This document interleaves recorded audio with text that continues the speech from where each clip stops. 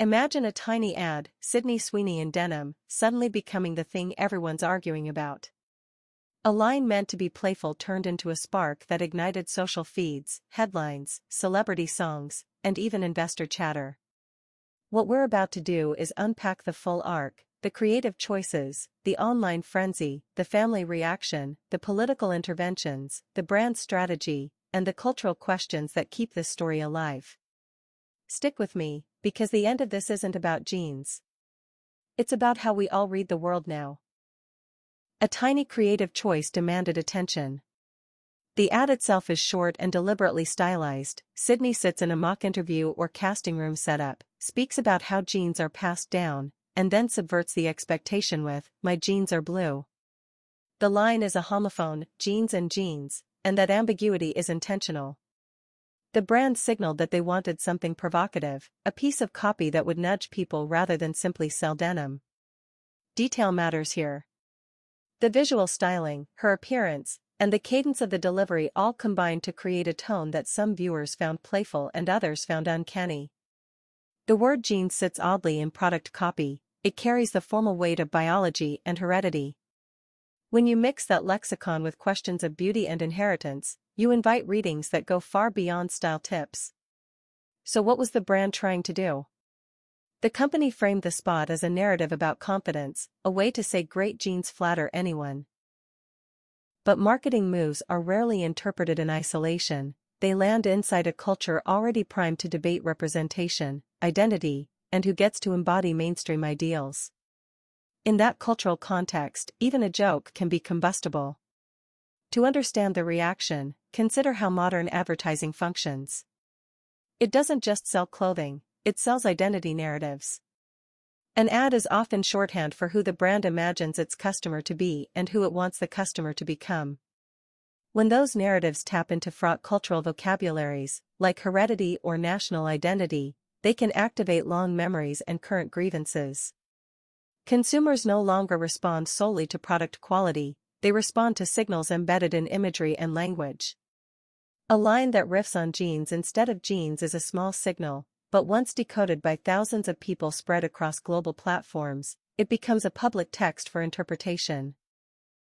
Brands that aim to nudge attention must accept that nudges are often read as pushes, and pushes carry consequences. Reactions arrived in waves, sharp, loud, and fast. Critics called the ad eugenics adjacent and accused it of leaning on a visual shorthand that harkens back to exclusionary beauty ideals. Some viewers saw not just tone but pattern, the specific casting, the line choices, and the way the ad packages all American aesthetics together, and they argued that the combo functioned as more than an innocent pun. At the same time, supporters and skeptics rolled their eyes. Plenty of viewers said the outrage felt performative and disproportionate to the actual content. It's just a pun, many argued. This polarization, where some see hidden agendas and others see innocent wordplay, is the signature of our media environment. Social platforms turned the ad into a mirror where users projected their own grievances. Beyond words, there were crowd responses. Videos showed people flipping off posters in stores, others created parody edits, and still others started serious threads about advertising responsibility. A handful of influencers dug up historical examples of when marketing leaned into narrow beauty norms, using that context to argue that this moment wasn't isolated. Whether you agreed or not, the cascade of reactions made the ad impossible to ignore. Also important, the dialogue around the ad often split along media ecosystems. On short-form platforms like TikTok, the ad became an audio clip and was remixed into dance and reaction formats. On Reddit, long threads tried to parse intent and history. That fragmentation meant that people were talking past each other, some saw bite-sized jokes and others read layered cultural scripts.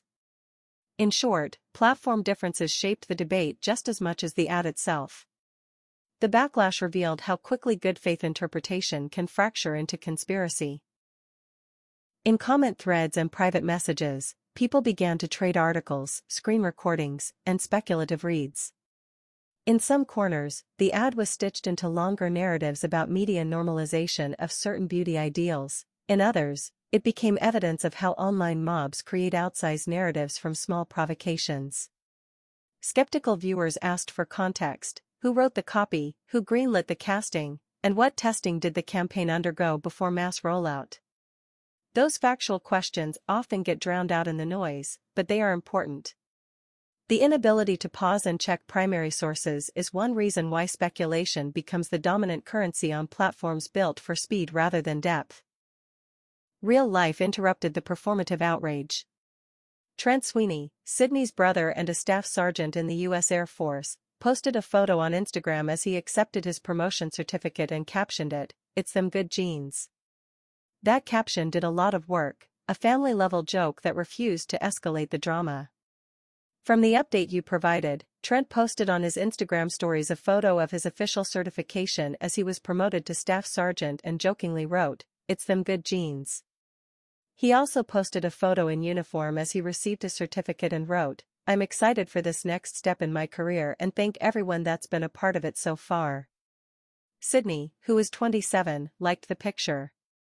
The family connection became a visible element in the story. Their parents, Stephen and Lisa, and the siblings' closeness were mentioned in profiles and in past interviews. Sydney herself has previously said, in a 2023 interview with Women's Health, that she values family and is always there for them.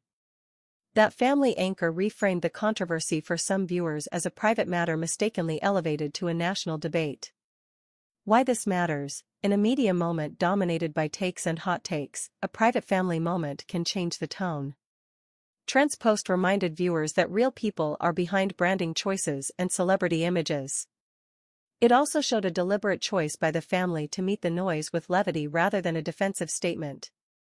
Social media users split their reactions. Some praised Trent's humor and composure, others saw it as brushing the issue off.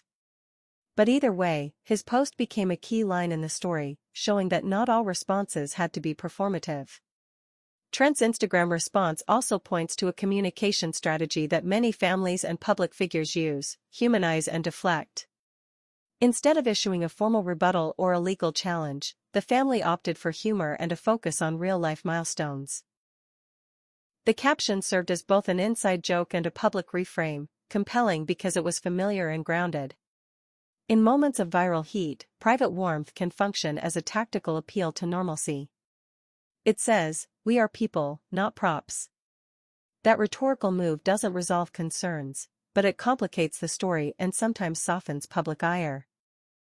If you thought this was just a fashion argument, think again. Political figures jumped in almost immediately. Reports said the president praised the campaign once he learned about Sydney's voter registration, and high-profile conservative politicians used the uproar as evidence that cultural elites were censorious and hypercritical. Vice President J.D. Vance and other commentators framed critics as people who lose it over a pretty girl selling jeans. That kind of rhetoric turned a brand move into a cultural litmus test. This became less about jeans and more about symbolic power. When political actors insert themselves into cultural arguments, it changes the incentives. Brands and celebrities suddenly find their creative choices evaluated through a political lens, with every interpretation potentially weaponized for partisan gain. For conservatives, the ad was used as a symbol of pushback against perceived cultural policing. For progressives, it was another example of why representation and historical context matter in marketing. Politicians amplifying the story also altered distribution channels. Conservative media framed the ad as a pushback against cancel culture, while progressive outlets emphasized the need for cultural sensitivity in brand work. Both framings are persuasive to their audiences.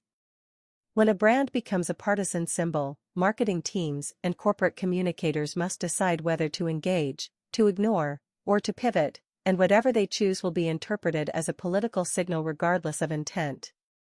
The result: nuance evaporates.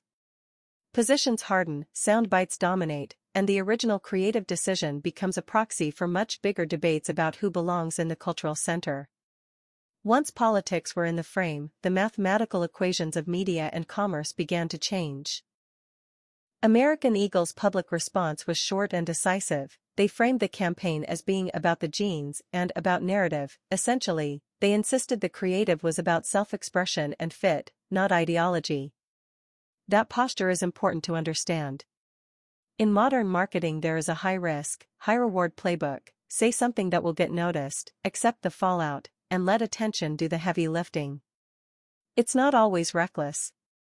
Sometimes controversy drives awareness and, ultimately, sales. Why is that important? Because in a fractured public square, a company can choose to either de-escalate or double down. American Eagle chose the latter. The calculations are straightforward: controversy can be an engine for visibility. That risk calculus sometimes pays off: spikes in engagement, sudden waves of coverage, and even a retail bump from supporters who want to back the brand. Some reports tied the brand's short-term stock movements and sales indicators to the controversy. Others warned that a controversy that sparks purchasing in the short run can create longer-term brand erosion if consumers begin to view the company as tone-deaf. Marketing teams hate ambiguity like this: you might get a viral spike, but you might also create an image problem that hangs around. Dig into the marketing numbers and the calculus becomes obvious: attention is scarce and profitable. A campaign that achieves high visibility can boost short-term metrics like website traffic, search volume, and conversion rates. But marketing doesn't happen in a vacuum. When the visibility is tied to controversy, the brand may accumulate both customers and critics simultaneously. In the long term, companies must decide whether the net effect aligns with their brand identity and stakeholder expectations. Boards and executives watch differently than social media managers. What reads as a clever viral moment to the latter might look like reputational risk to the former. On the financial side, the phenomenon illustrates an odd truth about markets: sentiment is fragile and often reactionary. Short-term upticks driven by viral attention can be profitable, but the lasting effect depends on whether sentiment stabilizes. If the controversy produces loyal new customers who return for product quality rather than the moment, the spike can be more enduring. If purchases are strictly performative, the effect will likely be fleeting. Celebrities turned the ad into content. Artists remixed the ad into tracks, comedians turned the line into punchlines. When high-profile figures riff on a piece of content, they amplify it and change the frame. Parody is commentary disguised as entertainment, and in this case, it brought the controversy to new audiences. The parodies had two effects: they kept the ad trending and they turned critique into entertainment. Lizzo, Doja Cat, and other creators used satire to lampoon the spot and to highlight perceived tone-deafness. Those moments were not simply laughs, they were carefully staged cultural messages that positioned the creatives as arbiters of taste. And because the parodies were funny, they spread quickly, meaning that critique reached viewers who might never read an op-ed or watch a deep dive video. Celebrities also used the moment to make broader cultural critiques. When a star parodies a brand, they are not just mocking. They are mobilizing cultural capital and signaling where they stand on representation. The resulting clips operate like opinion pieces for audiences that prefer entertainment to editorial analysis. That is a potent tool, and one brands increasingly must account for when casting public faces in their campaigns. There's also a feedback loop: celebrities parody the ad, fans remix the parody, and the remix becomes the new meme. A single ad therefore composes multiple layers of cultural content: the original spot, the reaction, the parody, the remix. Each layer adds visibility and complexity, and it becomes harder to isolate the original creative intent from the cultural noise it generated. Parody condenses argument into clip-sized formats. But that condensation also strips nuance. When a parody goes viral, the original context compresses into a single joke that can be repeated endlessly without deeper scrutiny. What happens next is both predictable and uncertain. Some possible outcomes are straightforward: continued parodies, a short-term sales bump, and a period of intense media coverage. Other outcomes are less certain: long-term brand damage, a pivot to broader casting, or a new era of deliberately provocative copywriting in retail advertising. There are a few concrete things to track. First, will Sydney issue a statement? As of now, she has not, beyond liking her brother's Instagram post, which itself is a form of response. Second, will American Eagle expand the campaign to include more diverse faces and narratives, or will they double down on the original concept? Third, will competitors mimic the tactic and run their own button-pushing copy to harvest attention? Likely, but whether that tactic scales without backlash is unclear. Beyond the obvious metrics, keep an eye on cultural indicators. Repeated parodies, parody-driven merchandise, shifts in brand partnerships, or a follow-up statement from Sydney or American Eagle. Each of these moves will indicate whether the moment will be a footnote or a chapter in brand history textbooks. Finally, there's a human story to keep in mind. Trent's promotion and his light-hearted caption humanized a moment that otherwise looked like pure media theater. Families like the Sweeneys contend with real wardrobe and career choices, and they should be allowed a private life beyond the punditry. How brands, politicians, and celebrities treat people in the crossfire is itself a test of cultural responsibility. Until then, watch the parodies, the business metrics, and, most importantly, whether anyone involved chooses to tell their side of the story in their own words. We've traced a path from a casting room line to national debate. What started as a brand's creative gambit morphed into a public test of how we interpret symbols. Some people saw harm, others saw humor. Some saw a marketing genius who engineered controversy, others saw a tone-deaf moment that required accountability.